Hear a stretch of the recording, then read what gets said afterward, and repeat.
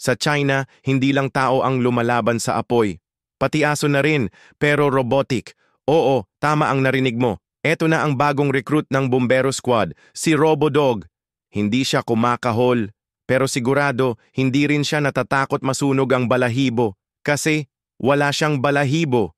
Gamit ang high-tech sensors, kaya niyang maglakad sa gitna ng apoy na parang walang nangyayari.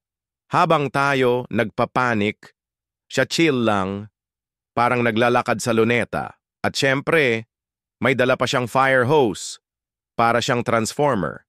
Pero imbes nakalabanin si Megatron, apoy ang kalaban niya.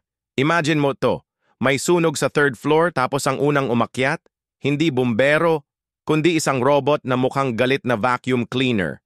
China, ang galing nyo talaga. Habang tayo nagpapaligo, panang askal, sila may firefighting robodog na. Sana next time may robo kalabaw na rin sa sakahan.